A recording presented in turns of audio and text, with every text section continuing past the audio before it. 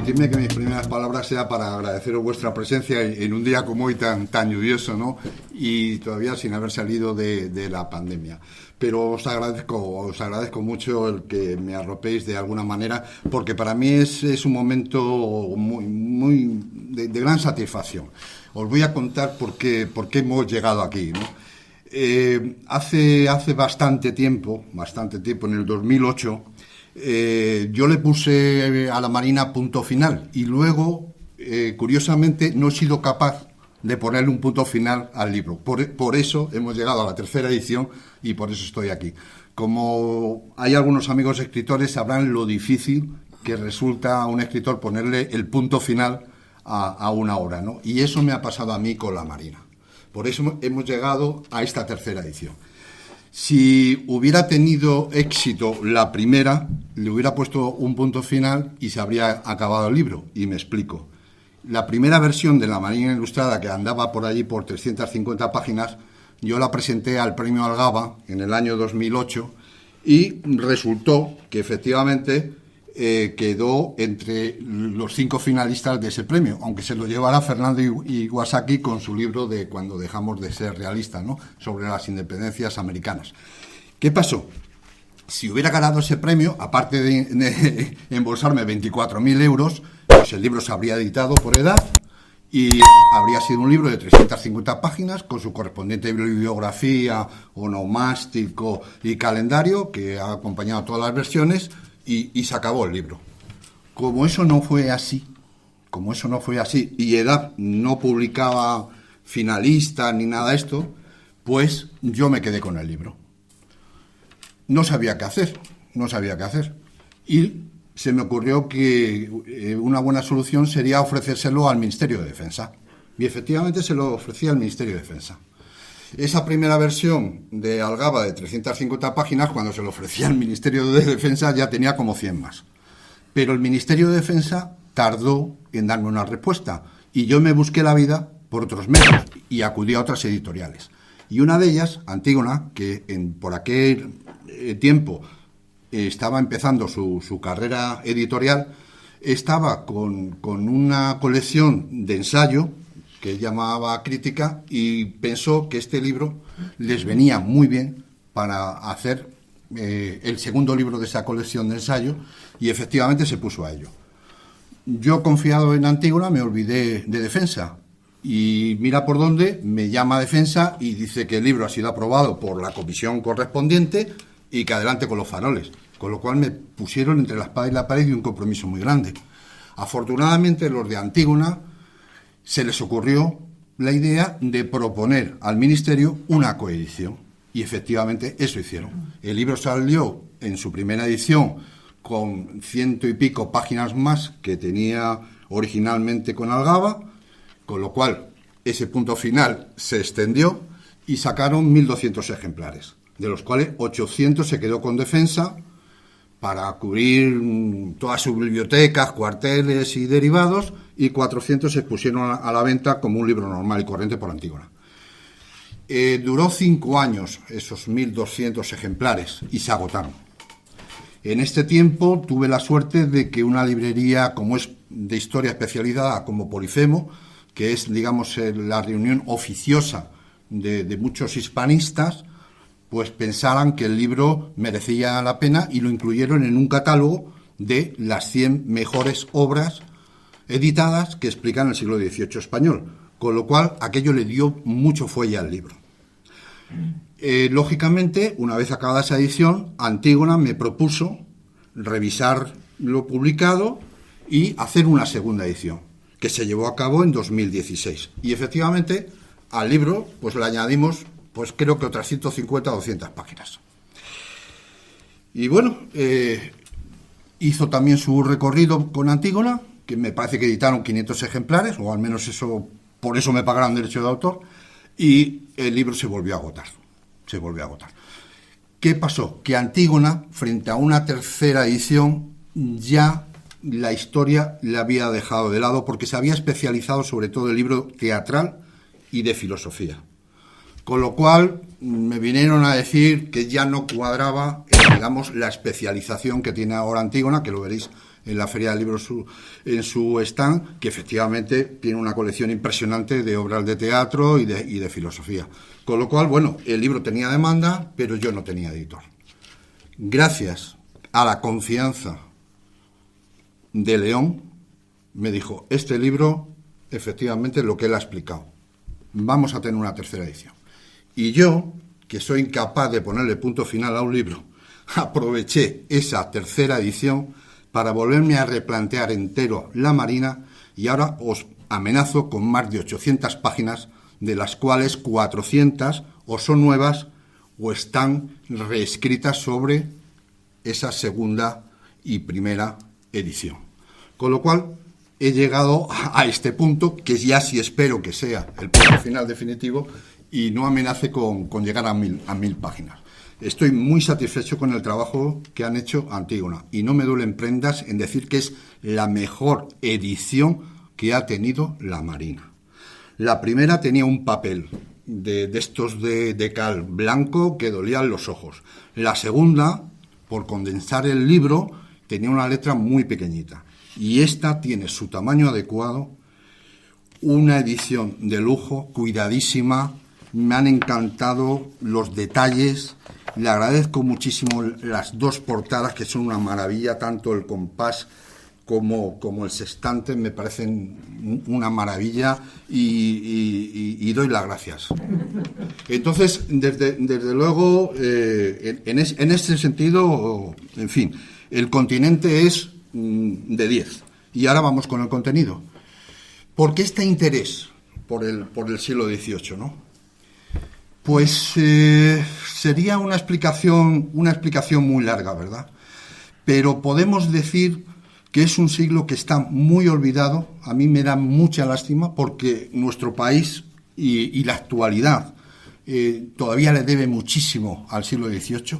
Es un siglo singular en muchísimos aspectos. La Ilustración española yo considero que está a la altura de las mejores de cualquier país europeo, sin que pretenda compararme con los filósofos franceses ni nada de estas cosas que, por otra parte, se dedicaron a insultarnos. Y es un empeño personal que tiene también que ver con un déficit, al menos en mi generación, de cultura o... Pensaba que lo había puesto en moda, por favor. Que creo que es penoso y que debemos de alguna manera olvidar. Y os voy a poner un ejemplo con vuestro permiso para situar el tema y luego hablamos todo lo que queráis. Verás, pienso que hemos olvidado, o lo que es peor, ni siquiera nos enseñaron, que en 1724 Jerónimo de Ustarit publicó su Teoría y Práctica de Comercio y Marina, un tratado fundamental para la economía mercantilista que, traducido al inglés en 1751, fue un libro de cabecera para el escocés Adam Smith. Ese mismo año, el médico de cámara de Felipe V, Martín Martínez, redactó su compendio y examen nuevo de cirugía moderna, que, traducido a varios idiomas, sentó las bases de la creación de los nuevos colegios de cirugía en media Europa. En 1726, Fray Benito Jerónimo Feijóo publica el primer tomo del Teatro Crítico Universal. En su discurso número 16, titulado Defensa de las Mujeres, el benedictino rebate todas las ideas tradicionales en contra de la mujer. Y no solo defiende la igualdad entre ambos sexos, sino que argumenta incluso la superioridad moral e intelectual de las mujeres, siempre y cuando reciban educación, obviamente. Hoy se considera este discurso como el texto fundacional del feminismo ilustrado español y aún europeo. A partir de 1727, el general Álvaro de Navia y Osorio, tercer marqués de Santa Cruz de Marcenado, comienza la edición de los 11 tomos de sus reflexiones militares. Un tratado de teoría y práctica militar que hoy está considerado como el primero de la polemología moderna. Esta obra fue estudiada en profundidad por Federico el Grande de Prusia y Napoleón Bonaparte, además de adoptada por los líderes de todas las independencias americanas, incluido George Washington. En 1738, Carlos de Borbón, hijo de Felipe V y soberano de las dos Sicilias, ordena las primeras excavaciones científicas en Pompeya y Herculano, sepultadas por la erupción del Vesubio en el 79 después de Cristo, dando origen a la arqueología moderna. En 1748, anticipándose a los franceses, Jorge Juan y Santa Cilia, con el apoyo del Marqués de la Ensenada, publica sus observaciones astronómicas y físicas hechas de orden de su majestad en los reinos del Perú, convirtiéndose en la obra científica más importante de toda la Ilustración española. Con ella, Jorge Juan introduce en España la física de Newton, la teoría heliocéntrica de Copérnico y el cálculo infinitesimal de Leibniz. Su amigo y compañero en la aventura americana, Antonio de Ulloa, autor de La relación histórica, describe en ella por primera vez lo que él llama la platina, el platino, como una impureza que aparece mezclada con el oro americano, de tanta resistencia que no es fácil romperla ni desmenuzarla con la fuerza del golpe sobre el yunque de acero, y que ni la calcinación la vence. Ulloa, recordemos, también va a realizar los primeros estudios sobre la electricidad y el magnetismo que tiene lugar en España. En 1749, Ensenada ordena la elaboración de su famoso Catastro del Reino de Castilla, siendo el primer censo de la población que se realiza en España y el segundo en Europa, después del llevado a cabo en Islandia durante 1703. En 1752, Ensenada crea el Banco del Giro Real, primer ejemplo de la banca pública en España, antecedente del Banco de San Carlos y del Banco de España. A la larga, estas instituciones convertirán a las monedas españolas, el real de A8 y el peso americano, orígenes del dólar norteamericano, en las dos divisas internacionales más seguras y con mayor demanda hasta las independencias americanas. De hecho, China no quería ninguna otra. En 1762, gracias a la ocupación de Manila, los británicos se apoderan de toda la cartografía española del Pacífico, que a partir de 1766 permitirá al navegante James Cook abordar sus 3 viajes de exploración por el océano más grande del planeta. En 1765, Campomanes publica el Tratado de la Regalía de Amortización, obra cumbre del reformismo económico, en donde su autor denuncia el lastre que ocasionan las manos muertas para el progreso y el desarrollo de nuestra nación. Las manos muertas, acordaos, era la nobleza y el clero. En 1770, el jurista salmantino José de Acevedo y Villarroel, secretario de Jovellanos, argumenta la primera impugnación pública contra la tortura y la pena de muerte que tiene lugar en España, siguiendo los postulados que un año antes había formulado el marqués César Beccaria. Ambos serán las primeras voces en oponerse a estas prácticas judiciales en toda Europa.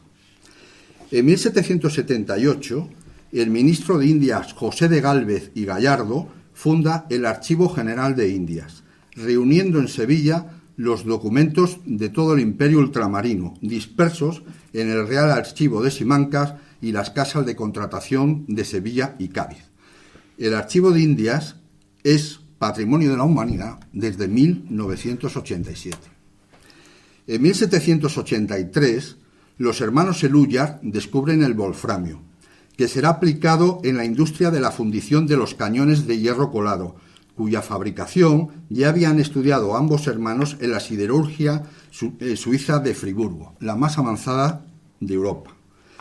En 1785, y siguiendo la tradición de las leyes de Indias, Carlos III promulga en América el Código Negro Carolino, resultando el primer texto legal que humanizó las duras condiciones de la esclavitud, prohibiendo los castigos físicos, admitiendo la manumisión y el matrimonio entre esclavos.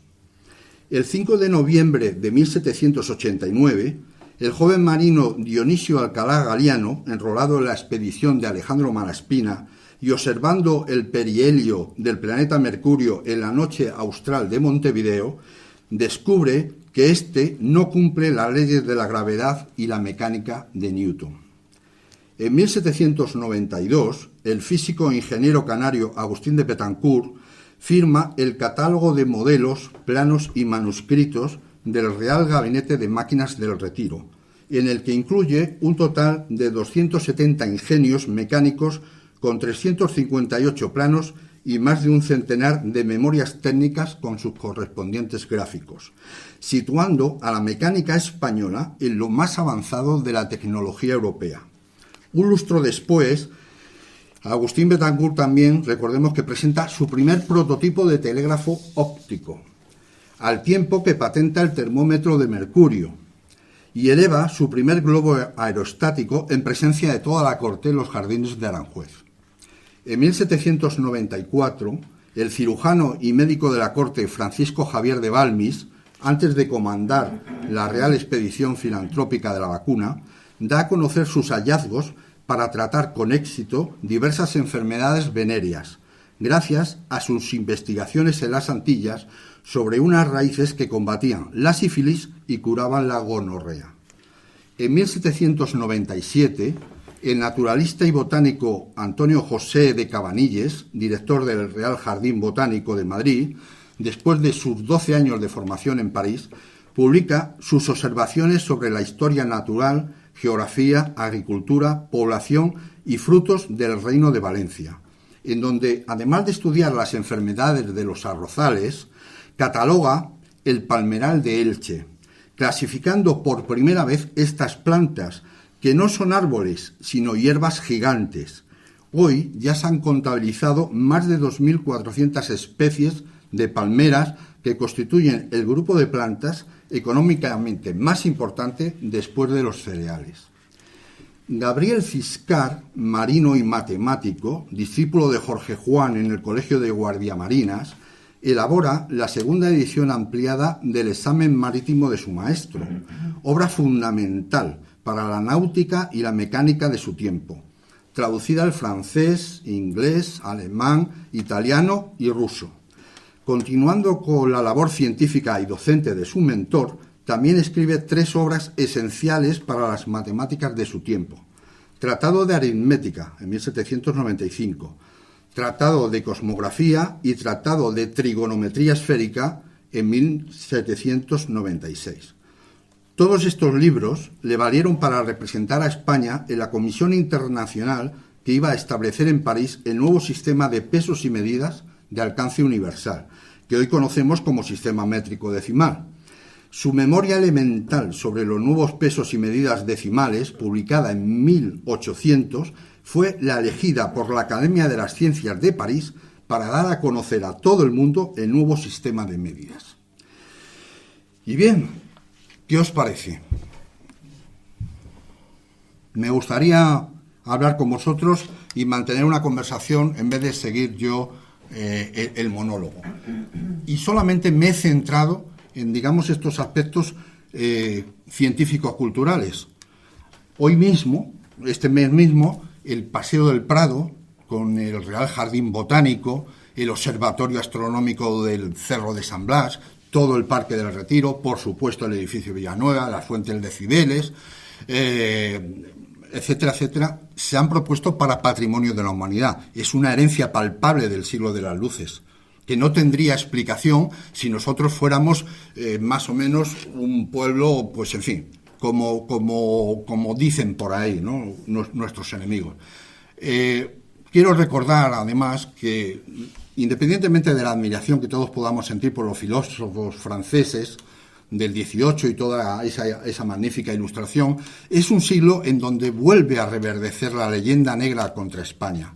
Y la llevan a cabo esos filósofos, sean Montesquieu con sus cartas persas, el Voltaire, o por qué no decir la famosa enciclopedia metódica, ¿no?, de 1782, en donde un estúpido que se llama Nicolas Masson de Morvilliers, refiriéndose a la palabra España, formula su insultante pregunta: ¿qué se debe a España?, ¿verdad? Lo malo de todo esto es que alguna parte nos ha llegado hasta nosotros y nos la hemos creído. Y aunque esto sería otro capítulo del libro que, bueno, no tengo inconveniente en abordar, ¿por qué no nos preocupamos de conocer de verdad nuestra historia, verdad? Y para no extenderme más y daros la palabra, os voy a dar una opinión muy particular, ¿verdad? En este libro acaba con la batalla de Trafalgar. Empieza, obviamente, con la Guerra de Sucesión, con la destrucción de la flota de Indias y del Tesoro en la ría de Vigo, y, bueno, pues pasa por toda esa contienda que mantiene el Imperio Español, ¿verdad? Y acaba en Trafalgar. Pues bien, pese a toda esa propaganda, en el siglo XVIII, al comienzo del siglo XVIII, de los 4 imperios que mantenía la corona española, se pierden el europeo y el mediterráneo. Pero para nada se pierde el americano ni el imperio de Oceanía. Es más, a lo largo del siglo, España volverá a recuperar parte del imperio mediterráneo con nuestra presencia en la península de Italia. Y aunque es cierto que hemos perdido Menorca y Gibraltar, el último seguimos sin recuperarlo, España vuelve a estar presente en el concierto europeo como una potencia de primer nivel. Desde Alaska a la Patagonia y navegando desde Guinea hasta Filipinas, se extiende el imperio español del siglo XVIII, que es extraordinario. Y para que no sea yo el único que lo dice, permitidme que, precisamente tomando las palabras que incluyo en el prefacio de esta nueva edición, os lea lo siguiente. Como españoles, debemos congratularnos de que por fin se vaya superando la amnesia intencionada de propios y extraños sobre el gran papel que jugó España y su imperio ultramarino en el diseño de la modernidad y los grandes logros del siglo ilustrado. La exploración científica, militar y comercial que nuestro país llevó a cabo en América y Oceanía encarnan plenamente los valores de la Ilustración y contribuyen, como pocos, a fraguar lo que hoy llamamos globalización. En palabras de un hispanista de mérito, el profesor Daniel Hilkrieg de la Roosevelt University de Chicago, dice textualmente: es difícil pensar poder dibujar un horizonte del siglo XVIII en cualquiera de sus facetas sin imaginar el influjo de la Real Corona Española, clave de su tiempo. No voy a insistir sobre la independencia norteamericana, que tanto nos debe, no voy a insistir sobre las derrotas británicas en Cartagena de Indias, no voy a insistir sobre que España crece en todos los órdenes y además lo hace peleando demográfica, sanitariamente, económicamente, fabrilmente, en cualquiera de los parámetros que hoy utilizamos para catalogar cuáles son los países desarrollados o subdesarrollados, España cumple con todas esas funciones y lo hace de manera notable, porque somos un país que empieza con una esperanza de vida de 37 años, ¿verdad? Y acaba con una esperanza de vida semejante a la francesa y, por supuesto, superior a la británica y a la rusa, lo cual no es de despreciar. El desarrollo económico, demográfico, fabril, etcétera, etcétera, es equivalente al de las repúblicas italianas. Está al mismo nivel que Prusia o Austria y supera en buena medida a un montón de estados europeos de aquel tiempo. España, su imperio, su marina, es la única de las 4 potencias capaces, no por número de naves, que también, sino por la tecnología, el conocimiento y la preparación de sus marinos, de mandar un barco a los confines del planeta.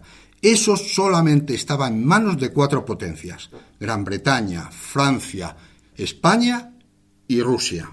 Es como ahora mismo las potencias que son capaces de enviar una nave al espacio o mantener una estación espacial abierta. Es ese mismo equivalente.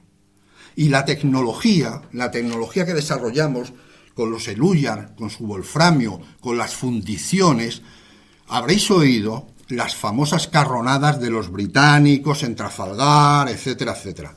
Veréis, es mucho de propaganda, no os lo creáis.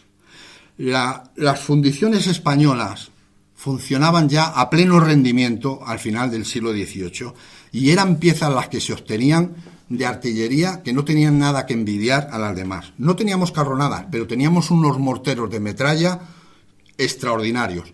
La potencia embarcada de fuego en una nave española, en la batería baja, donde más peso, que eran los cañones de bronce, eran cañones de 36 libras. El Victory los tenía de 32. Y las libras españolas encima eran de mayor peso que las británicas. Te quiero decir con esto que después de una andanada de artillería, de descarga de artillería, los barcos empezaban a hacer agua, porque aquello no había madera que los resistiera.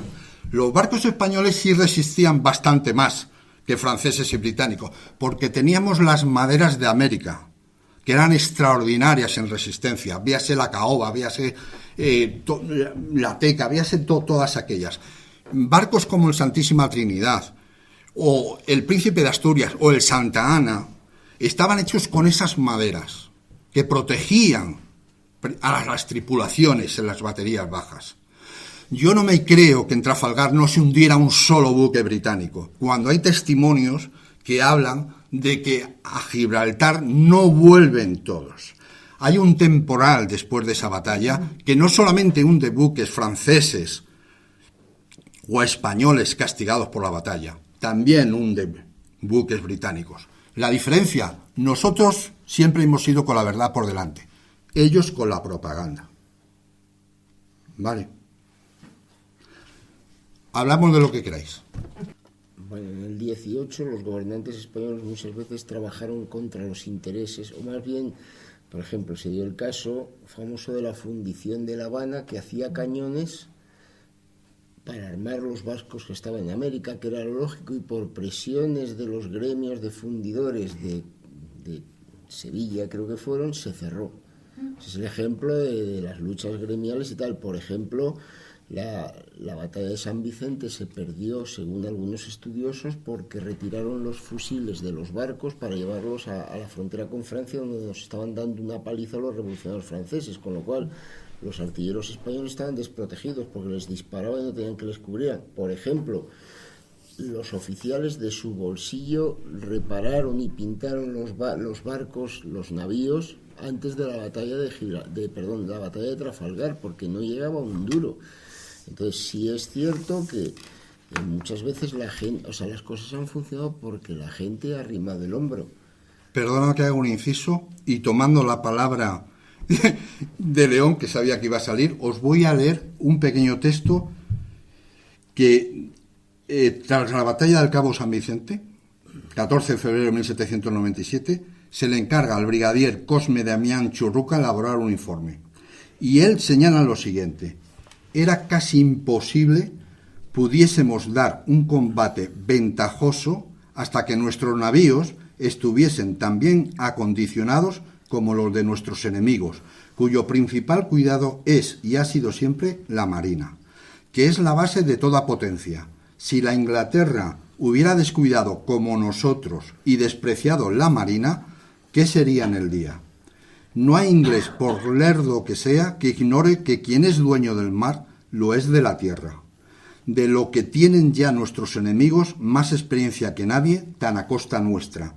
En Inglaterra se gastan muchos millones de pesos en la marina, y en España un ochavo con 1000 trabajos, y aún no se nos hace cargo de conciencia porque estamos todavía en el estado de la inocencia. Era lo que explicaba León sobre la política de Godoy. Sí, y en general hay un problema, y es eso que dices, la burocracia tiene muy mala fama, pero por ejemplo el Imperio Español tiene una etapa que se llama la conquista, cuando llegan estos tíos echados para adelante, que son 4, llegan Pizarro, llegan Cortés, tal, pero después tú tienes un imperio y esos tíos se están matando entre ellos. Entonces España de la nada, que es uno de los grandes logros que de la nada y en unas pocas décadas crea un sistema burocrático gigantesco capaz de mantener el imperio, que tendría sus defectos, pero que lo mantuvo 4 siglos. Es como lo de los mandarines chinos, todo el mundo se reirá, pero el imperio chino aguantó un montón.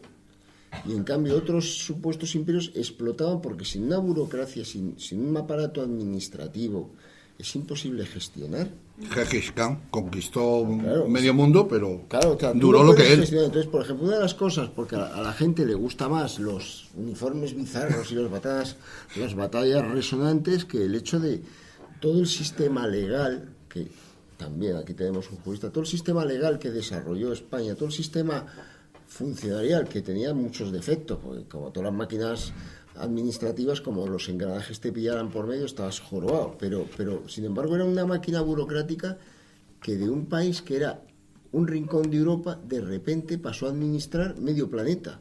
Entonces, pero esas cosas están esperando historiadores del futuro, porque todavía nos movemos en los tópicos y tal, cuando te digan cómo es posible hacer funcionar algo tan extenso, que funciona solamente. Entonces, estamos en lo de siempre. El imperio, vamos a ver, los españoles, los gobernantes no suelen ser agradecidos, pero los gobernantes españoles siempre han sido, si me perdonáis la expresión, especialmente cabrones. Por ejemplo, con los Borbones, los oficiales tenían prohibido casarse si no demostraban tener suficientes recursos económicos. ¿Por qué? Porque los malnacidos no querían, si el tío se moría, pagarle pensión a la viuda. Eso es agradecimiento, ¿no? O sea, eso es agradecimiento, así funciona. Y había tíos que lo daban todo y había gente que se arruinaba. Y es, pues lo volvemos a lo de siempre. Hay gente, en el funcionamiento actual hay gente que se escaquea, pero hay gente que echa horas fuera del trabajo. Y en aquellos momentos había gente que cuando no había pasta ponía pasta de su bolsillo y encima no se la devolvían, porque le devolvían ingratitud por esfuerzo. Esto siempre ha funcionado así, o sea, sin gente entregada a causas, las cosas no funcionan. Y eso fue una de las cosas. Y entonces, cuando llega, y es cierto, cuando llega a raíz del siglo XIX, y perdóname, y ya acabo. Lo que estás contando. Sí, pues a raíz del siglo XIX, cuando aparecen los liberales que han tenido que huir, adoptan las tesis que está diciendo David de los ilustrados franceses que odiaban España. Es decir, ahí estaba Voltaire, que decía: los españoles, esos turcos católicos. Pues entonces es cuando la leyenda negra se empieza a interiorizar en España, cuando de repente empiezan a aceptar las tesis. Pero quiero decir que no caigamos en la soberbia, porque sí, yo tengo una norma, y es que para los europeos todo lo que está al este y al sur de donde ellos viven son inferiores.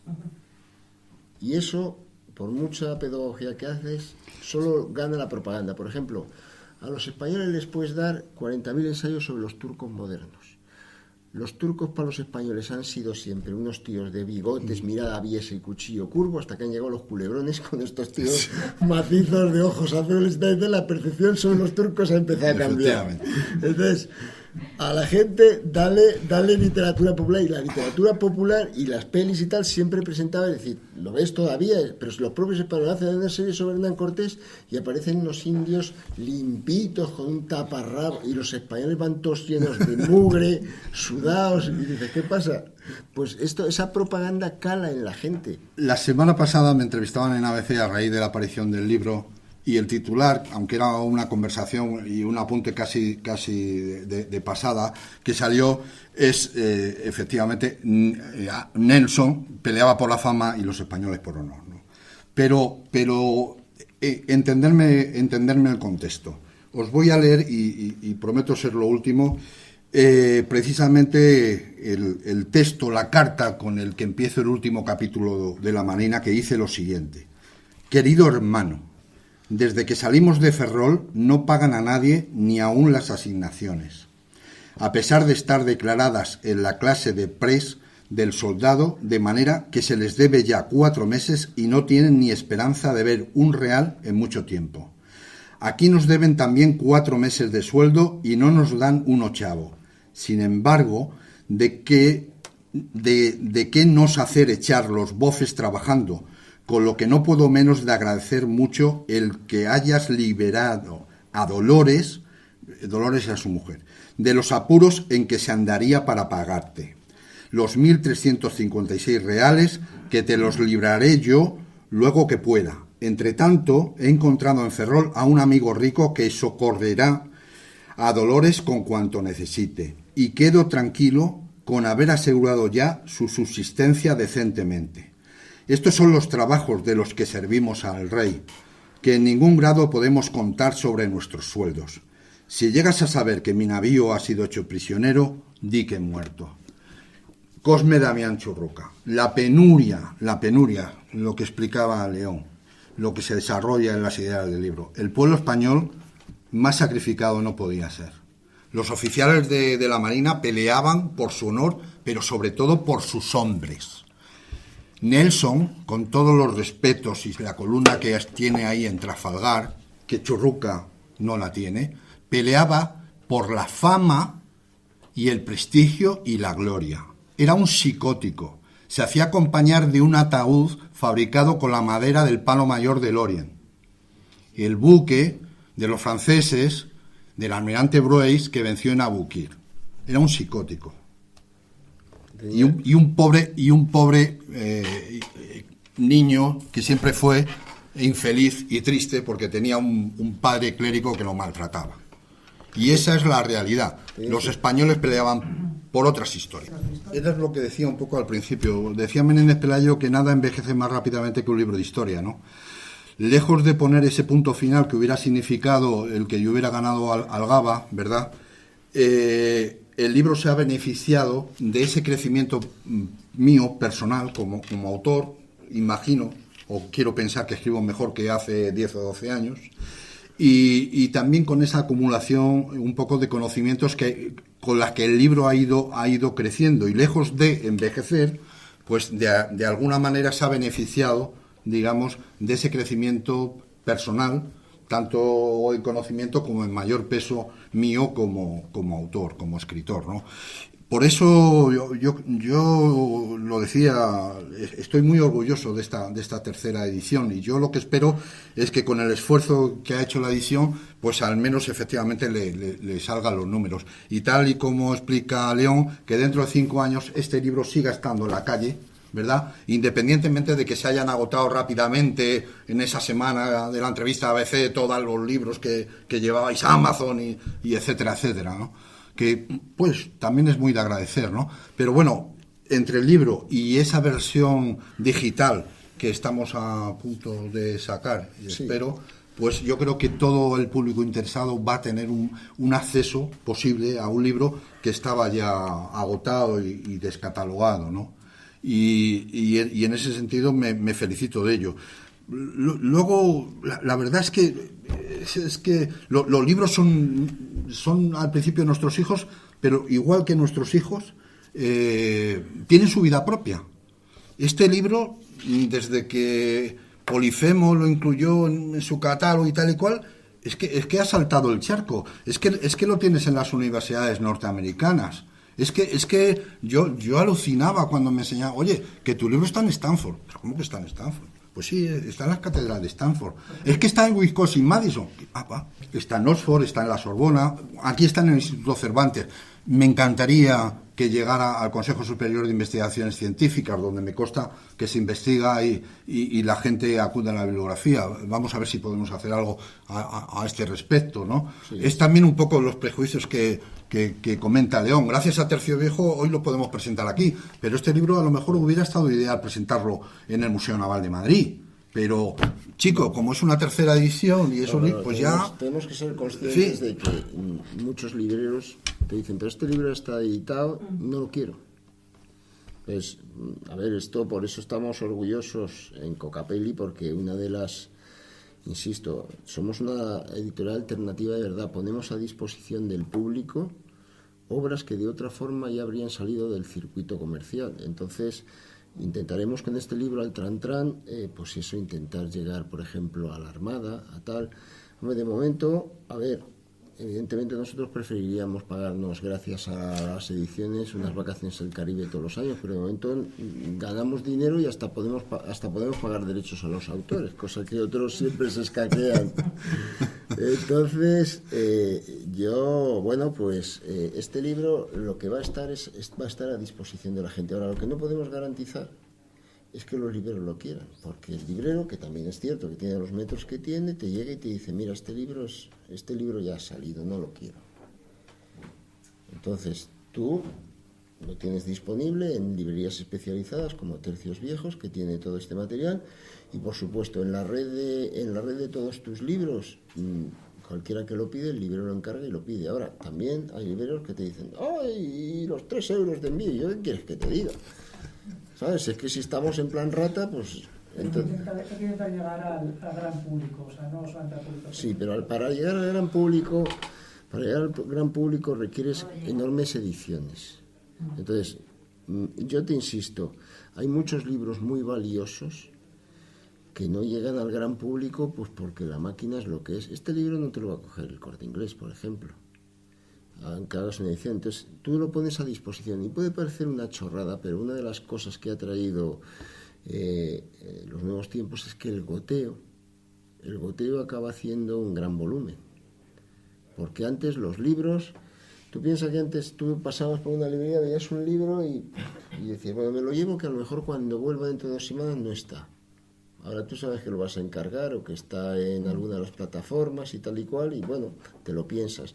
Las cosas han cambiado. Aquí lo que interesa es, por parte de la editorial, pues tener libros puestos a disposición. Y en este caso además es un ensayo que tiene una cualidad pedagógica en el buen sentido de la palabra y que por tanto estamos contentos. Y precisamente por la capacidad de permanencia que ahora tienen los libros en mercado, pues quién sabe si se podrá presentar en la Feria del Libro de septiembre, quién sabe si se podrá interesar a instituciones y tal.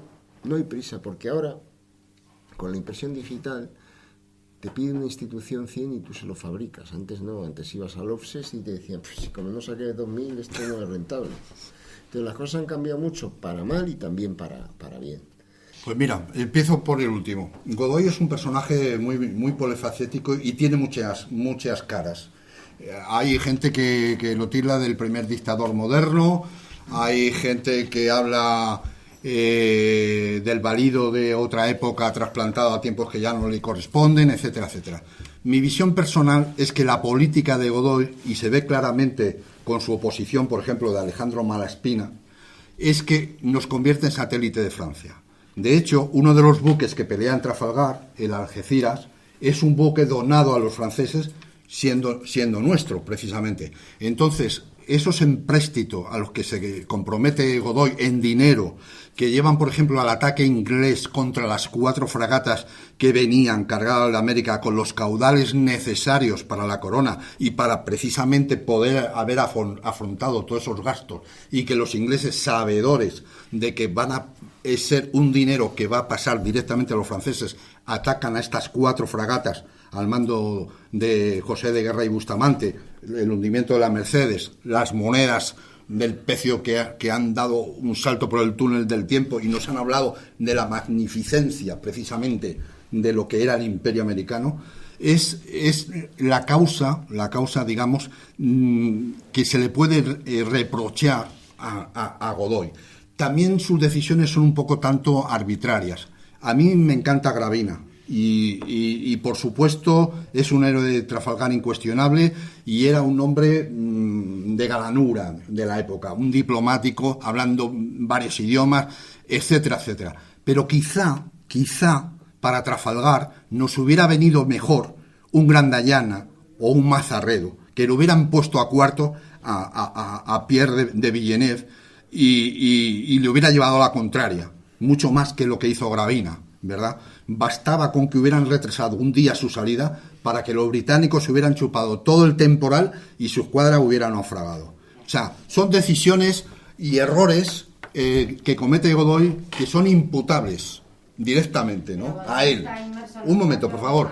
Sigo retrasando.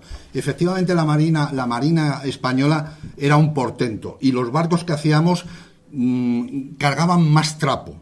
Llevaban más hombres, disparaban por ambos costados, etcétera, etcétera, cuando el Victory o disparaba por uno o disparaba por otro.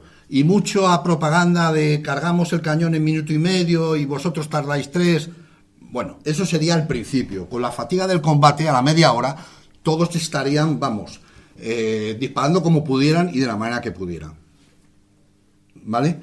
Entonces, ¿cuál es la opinión de Trafalgar? Porque efectivamente a lo mejor con Mazarredo o Grandayana nos hubiera ido mejor que con Gravina, siendo Gravina un héroe, por supuesto, incuestionable. Me decías antes de la preocupación de la corona.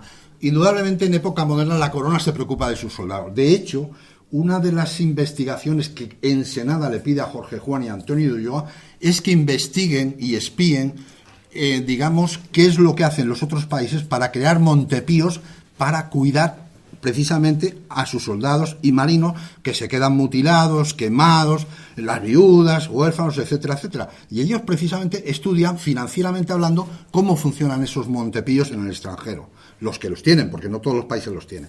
Y efectivamente es una de las múltiples tareas que ejercen los espías de Ensenada. El propio Giro Real que crea Ensenada establece una diplomacia en todas las cortes europeas, aparte de los pagos financieros y tal, que le prestan muchísima información sobre todo el mundo financiero, sanitario y otras muchas cuestiones que interesaban precisamente, digamos, en ese entorno del ejército y la marina. Y de todo eso se aprovecha España, lo copia, lo mejora cuando puede, etcétera, etcétera. O sea que indudablemente hay una labor también de la corona importante, no por los reyes, que estaban la mitad enfermos y todos padecían de trastornos bipolares, ¿no? Y las reinas iban a sus intereses y a su cuidado, sino porque verdaderamente tienen a veces la fortuna de dar con grandes primeros ministros, sea un Patiño, sea una Ensenada, sea Carvajal, sea Floridablanca, sea lo que tú quieras, ¿no? Que los hay, y bueno, sea Jovellano, sea lo que sea. También los hay que efectivamente no dan la talla, pero bueno, indudablemente el balance para mí es positivo, es positivo.